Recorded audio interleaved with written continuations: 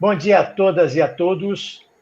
Quero inicialmente agradecer a oportunidade de estar presente mais uma vez no Congresso Brasileiro de Transplantados, especificamente no segundo congresso, com um tema tão relevante como todos os nesse congresso são realmente importantes e relevantes.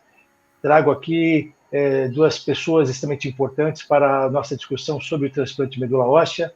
Vamos começar hoje a nossa fala exatamente com o Dr. Mair, que eu tenho a alegria de tê-lo como meu médico transplantador, que vai falar um pouco da história do transplante de medula óssea no Hospital Amaral Carvalho, na cidade de Jaú, contando resumidamente exatamente quais os progressos, como foi o início, ou seja, a história desse relevante serviço para o mundo, não apenas para o país, não apenas para o Estado, mas sim para todos os habitantes do nosso planeta Terra. Bem-vindo, doutor Mair, com você. Muito obrigado. É sempre um prazer falar com você, Carlão. Eu gostaria de agradecer à associação, pela qual eu tenho um grande carinho e vejo com muito entusiasmo o crescimento e a construção de uma belíssima associação representando tantos brasileiros. Eu posso começar a compartilhar? Eu gostaria de contar para vocês, então... Desculpe.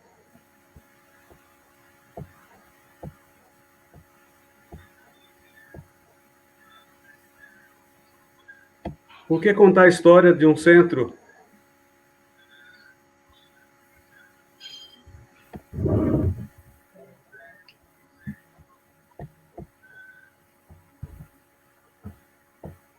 Por que contar a história de um centro no interior de São Paulo? Porque esse centro tem uma história muito interessante e é um centro que tem feito um grande número de transplantes para cidadão do próprio hospital e também para a gente, para a comunidade de todo o país, e com muita alegria fazendo isso pelo Sistema Único de Saúde, na maioria absoluta dos casos.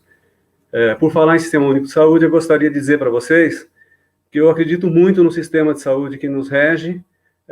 Não vou fazer vistas grossas para a questão de gerência e para a questão de financiamento, porque isso precisa ser sempre cuidado, nós temos que estar sempre alerta para isso, mas é um belíssimo sistema de saúde e a gente precisa respeitá-lo com muito cuidado. Bom, por que a gente construiu um centro de transplante no hospital no interior de São Paulo, uma cidade hoje com 145 mil habitantes? Porque na década de 80, o hospital, que é um hospital exclusivo de oncologia, resolveu se reestruturar e precisava reestruturar a área de hematologia. Com a reestruturação da área de hematologia, obrigatoriamente houve um avalanche de novos casos de leucemias e linfomas. Uma vez aumentando os novos casos de leucemias e linfomas, nós passamos a ter que conviver com a necessidade de dar vazão às indicações de transplante de medula óssea para os nossos pacientes. O que tínhamos no país naquele momento era uma demanda crescente por transplante de medula óssea e pouquíssimos leitos. Os mais velhos vão se lembrar das famílias brasileiras nas ruas, das famílias buscando recursos, fazendo campanhas, fazendo arrecadações, estratégias para arrecadação de recursos para poder resolver problemas de seus familiares. Isso era uma tragédia, porque nesse momento você fazia o transplante ou no sistema privado, ou pouquíssimos hospitais pelo sistema público, e muita gente ia para fora do Brasil para poder resolver o problema de saúde do seu familiar. Nós começamos a cogitar a ideia internamente de fazer uma unidade para resolver a nossa demanda local. E isso no hospital gerou uma série até de brincadeiras, transplante Jaú, isso não vai dar em nada, vocês estão malucos, etc. E nós também não tínhamos previsão orçamentária para executar a nossa ideia, mas, para nossa sorte, a diretoria da instituição teve a sensibilidade de olhar para isso com carinho e autorizou que a gente fosse em busca de recursos.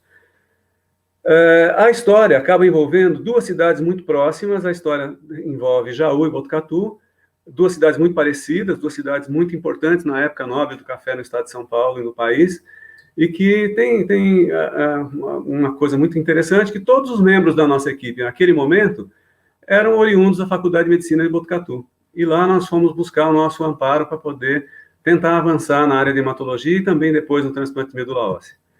Eu não gosto de ficar fazendo referências a nomes, mas é obrigatório que se fale dessas duas pessoas que eu estou mostrando para vocês. À direita, o Dr. Virgílio Coturato, que ainda é o coordenador da equipe, Virgílio foi o cara responsável por pensar a unidade, por pensar a estratégia e, fundamentalmente, por alavancar a equipe inteira no sentido de se estudar, de se envolver com os processos relacionados ao transplante. Atrás do Dr. Virgílio, tínhamos o Dr. Paulo Eduardo Abreu Machado, de saudosa memória, que foi professor de todos nós e que estava envolvido com a Hemorrede do Estado de São Paulo, que nos ajudou na estratégia de execução de todas as intenções e ideias que envolviam na concepção de uma unidade de transplante de medula óssea.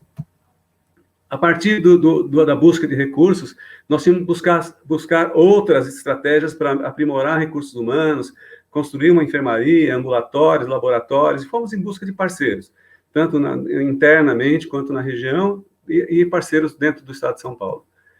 Mas a gente não pode deixar de agradecer o apoio que a instituição nos deu, a pacientes e familiares que acreditaram na gente, acreditaram na ideia antes dela ser concebida, a políticos locais da região que tiveram a percepção de que era interessante nos ajudar, mas, fundamentalmente, a Secretaria de Estado da Saúde, no seu segundo escalão. Talvez o secretário estadual, naquele momento, nem soubesse da existência da ideia de ter um serviço de transplante, mas os seus assessores nos ouviram e acreditaram na gente, isso é importante ser lembrado.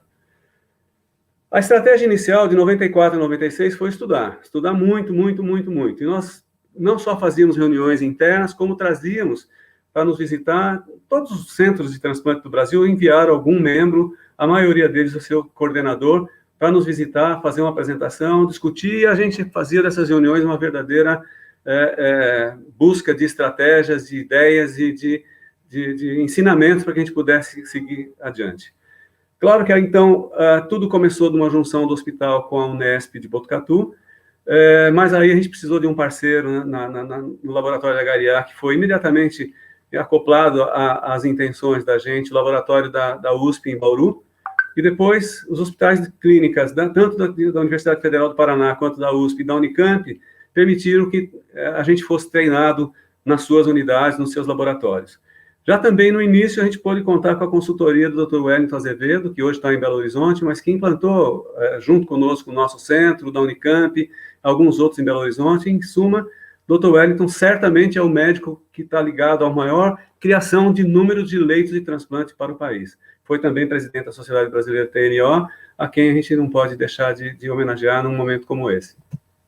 Enfim, o que a gente precisava é agregar os recursos existentes e otimizá-los. E foi isso que a gente tentou fazer. Eu tenho muita história para contar e não tenho tempo aqui, mas eu preciso contar que uma porta para a gente abriu muitas portas. Esta é uma imagem da primeira unidade que a gente tinha no fundo do corredor, que foi permitida pela diretoria que a gente utilizasse, e a gente conseguiu fechar essa unidade com essa porta de vidro, doação de uma paciente jovem com leucemia aguda que precisou fazer um transplante não aparentado. Na época só fazia-se em Curitiba, a família fez campanhas, arrecadou fundos, e os fundos que sobraram foram doados para o hospital, que utilizou para fechar a porta da nossa primeira unidade. Então, foi uma doação que teve um simbolismo muito importante para a gente, também não podemos esquecer. Em 96, fizemos o nosso primeiro transplante, e a gente tinha aqui estabelecidas pouquíssimas regulamentações pelo Ministério da Saúde, mas havia uma que era uma barreira importante. Nós tínhamos que fazer 5 transplantes para pleitear o credenciamento. E nós não tínhamos dinheiro para fazer os 5 primeiros transplantes. Tudo que foi usado de antibiótico foi doado pela indústria farmacêutica, várias pessoas nos ajudaram, nutrição, etc. Tudo foi feito mediante doação. Nós praticamente não utilizamos recursos da instituição para fazer os 5 primeiros transplantes. Mas aí, aquele segundo escalão da Secretaria de Estado de São Paulo, mesmo sem o hospital ser credenciado, utilizou-se de recursos estratégicos que a Secretaria tinha para cobrir os custos dos primeiros transplantes. E a gente conseguiu credenciar o centro no ano seguinte, mas já com 17 transplantes realizados, recebemos a visita do Dr. Bozas, que credenciou o serviço, e a partir daí a gente pôde trabalhar sendo financiado pelo Sistema Público de Saúde. O que tínhamos de ajuda naquela época era graças a um braço assistencial, de assistência social da Fundação, que eram pessoas de fundamental importância para a gente, e ainda são. Nós conseguimos alugar algumas casinhas ao redor do hospital, e essas mulheres cuidavam incansavelmente dos nossos pacientes, em estruturas completamente adaptadas, mas era o que era possível, e foi assim que a gente começou, e a gente tem que se lembrar disso e se orgulhar desse início. No ano 2000, o Dr. Pasquini nos convida para irmos a Curitiba para apresentar o centro numa reunião que ele chamava de um centro latino-americano, um encontro latino-americano de transplantes.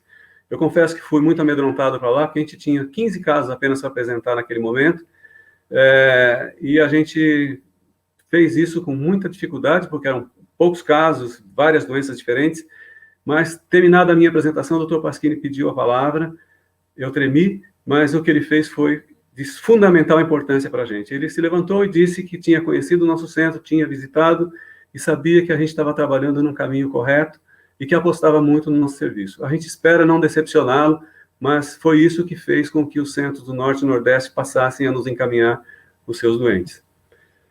Em 2001, com recurso do ReforSUS, uma iniciativa do Ministério da Saúde e Banco Mundial, a gente conseguiu construir numa praça que existia em frente ao hospital, uma nova unidade, aí sim a gente poder fazer transplante em condições mais adequadas. Essa é a nova unidade, e com a nova unidade a gente passou a receber doentes do Brasil todo. Foi uma abertura que proporcionada, eu diria quase com certeza, pelo discurso do Dr. Pasquini e pela possibilidade que a gente teve de atender mais gente numa unidade melhor estruturada. 2004, nosso primeiro transplante com doador não aparentado, aí sim a gente passou a fazer todas as modalidades de transplante previstas na legislação brasileira. Foi um baita susto, essa criança na época nos deu bastante trabalho, ela utilizou o primeiro cordão umbilical produzido no Brasil, e hoje é uma profissional de saúde, uma mulher belíssima, que nos honra muito com a sua presença na sociedade jauense, trabalhando como uma profissional muito querida na cidade. E hoje, 2021, a gente consegue abraçar o Brasil de uma forma bastante complexa, fazendo um número de transplante grande. Até antes da pandemia, estávamos trabalhando com um patamar de 200 transplantes feitos por ano. A pandemia jogou um balde de água fria na gente, a gente em 2020 teve que fazer todas as adaptações que os senhores já conhecem, mas só para ter um exemplo do que aconteceu conosco, nos primeiros 5 anos fazíamos em média 1,3 transplantes por mês, em 2019 chegamos a fazer 20 transplantes por mês. Até julho nós tínhamos feito um pouco mais de 3.000 transplantes, a maioria deles para adultos, mais 700 transplantes para menores de 18 anos, e a boa notícia, para quem nos acompanha, para quem ouviu essa história, para quem sabe como foram os esforços, é que a gente está muito próximo de inaugurar uma nova enfermaria, que vai ser anexa àquela que já existia, que vocês podem ver aqui no fundo, que está sendo praticamente entregue já nas próximas semanas ou meses para a comunidade, para que a gente possa ter condição de trabalhar de uma forma ainda mais confortável. Para finalizar, eu queria dizer que a nossa história é uma história muito complexa, de combinações complexas, que envolveram muita gente, não dá para contar em 10 minutos essa história, mas foram pessoas que se envolveram de alma com um propósito que a gente tem certeza que deu certo, a gente precisa que isso seja mantido, que isso seja melhorado, porque nada está pronto. Eu queria terminar dizendo que a gente precisa que a BTX siga no seu trabalho, importantíssimo para o Brasil, importantíssimo para os pacientes, e a gente, podendo colaborar com a instituição, contem sempre comigo. Muito obrigado. Muito obrigado, doutor Maíra. Assim, muito bacana e extremamente relevante essa história do transplante de medula óssea, especificamente, particularmente, da história do Hospital Amaral Carvalho. Aproveitando o assunto, quero falar e primeiro dar as boas-vindas à doutora Cristina, da Sociedade Brasileira de Histocompatibilidade, que vai falar conosco um pouco a respeito de que, desde junho, às vezes assusta, às vezes deixa uma interrogação, que é exatamente a mudança para o cadastramento de novos doadores, que se estendia até os 55 anos e hoje até os 35 anos. Bem-vinda, doutora, a palavra é com a senhora. Obrigada.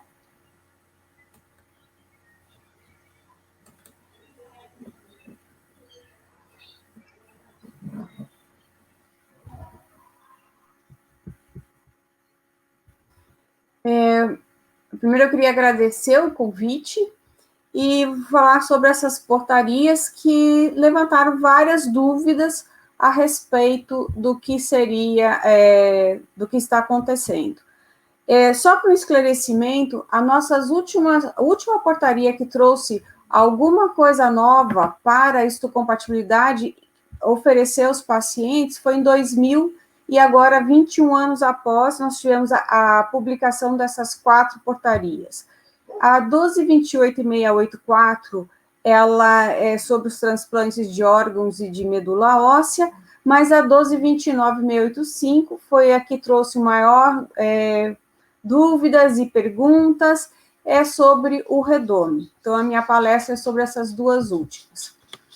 Bom, o redome, ele é o terceiro maior registro doador voluntário de medula óssea. Ele conta hoje com aproximadamente 5,4 milhões de cadastros. Aqui a gente pode ver o crescimento dele.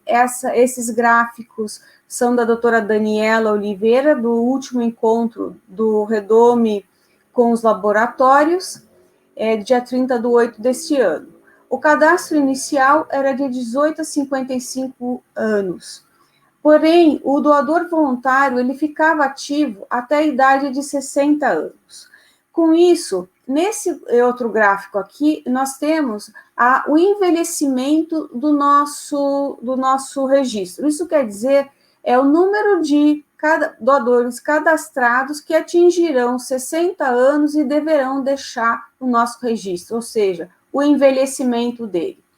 Nós temos um outro dado que a gente vinha estudando, que a idade média do doador efetivo é de 32 anos. 80% dos doadores efetivos tinham até 40 anos desde o criamento do redome. E desses últimos 30 anos, 67% dos cadastros eram de 18 a 35 anos. Então, não foi escolhido um número mágico para dizer o cadastro será até os 35 anos. O que aconteceu com o nosso registro é o que nós vimos nos registros internacionais. Ele tem uma fase de crescimento, depois ele atinge um platô, e nesse platô a gente tem que trabalhar com a qualidade de todo do nosso registro. Aqui é só para ter uma ideia, essa aqui é a tipificação HLA total, né?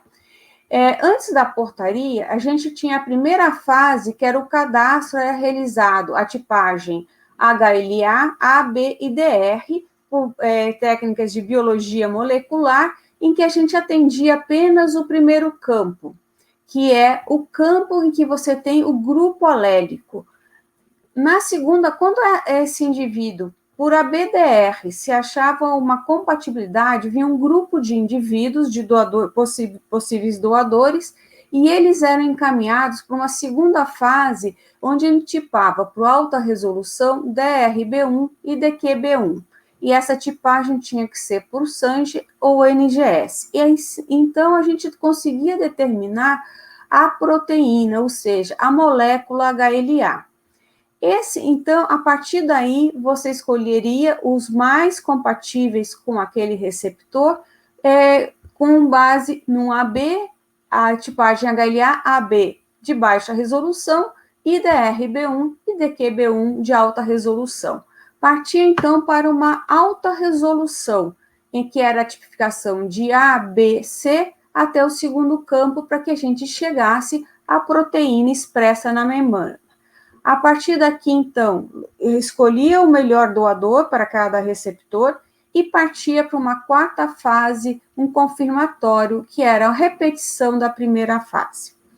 O que aconteceu nesses 20 anos? As técnicas, a metodologia foi se aprimorando, e todo o material que nós guardamos aqui nessa primeira fase, de extração de DNA, já não era a metodologia compatível com a extração de DNA que nós precisaríamos para a NGS e para seguir. Então, esse processo, dividido em 3 fases até a localização, era um processo que muitas vezes durava de 2 a 3 meses, e chegando às vezes até 4, porque muitas vezes a gente tinha que localizar esse potencial doador, realizar a tipagem dele, e isso, muitas vezes, o receptor poderia perder a janela imunológica para o transplante.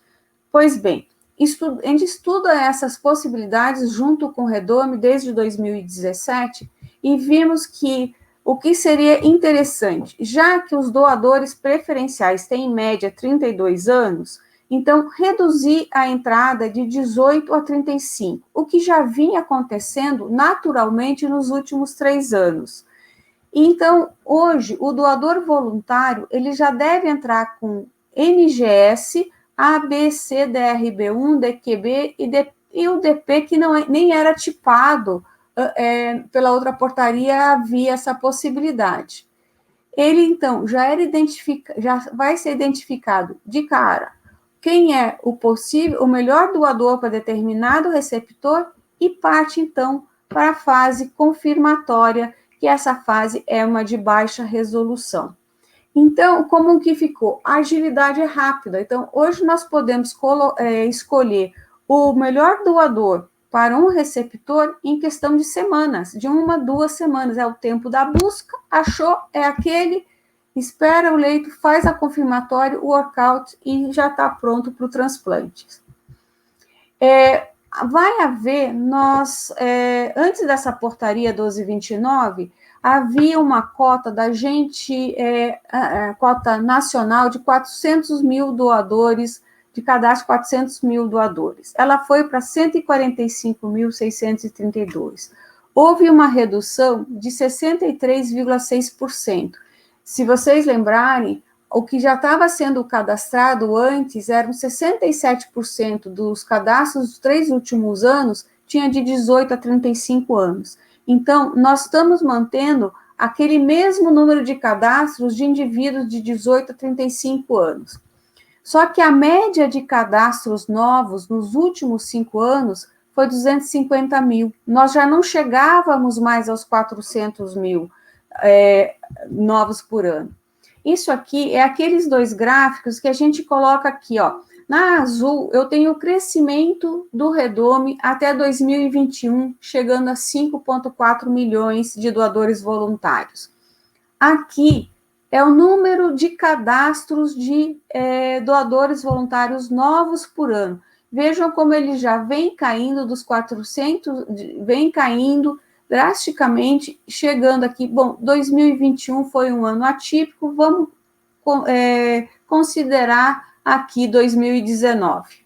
Pois muito bem, pela projeção daqueles que vão sair pela idade acima de 60 anos, nós esperamos que 449.174 doadores cadastrados vão deixar o registro por idade, mas até 2026. Mas de 2022 a 2026, 2021 a 2026, deverão entrar 873.792 novos cadastros.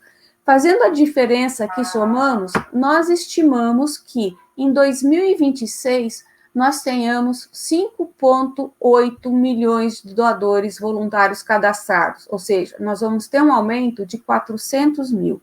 Então, a preocupação de muitos lugares é, com essa redução de novos cadastros, o Redome encolheria. Então, matematicamente, ele não encolherá. Ele até vai crescer os 400 mil, sendo que o que estiver entrando de doador, ele entra pronto já, o que seria na terceira fase. Quer dizer, nós vamos ganhar 2, 3 meses naquele todo o procedimento que tinha das tipificações até que determinasse um melhor doador. Pois muito bem, a partir disso, como nem todos os laboratórios, por vários problemas financeiros que a gente vem com uma portaria de preços de 2000 até 2021, houve um aumento muito grande do dólar, de vários componentes, a parte salarial e tudo mais. Então, vem um ofício circular em que os laboratórios terão condição de se preparar para o NGS, mas esses 6 meses, né?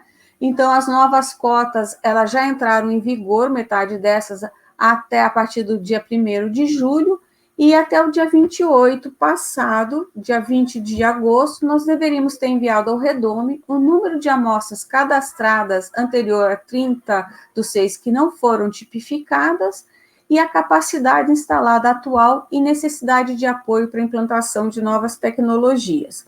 Então, todas essas medidas foram casadas e já vêm sendo estudadas desde 2016, 2017, Redome, a Câmara Técnica de Histocompatibilidade do ESNT e o SNT, como melhorar a qualidade do nosso registro e não foram números mágicos determinados politicamente ou de outra forma.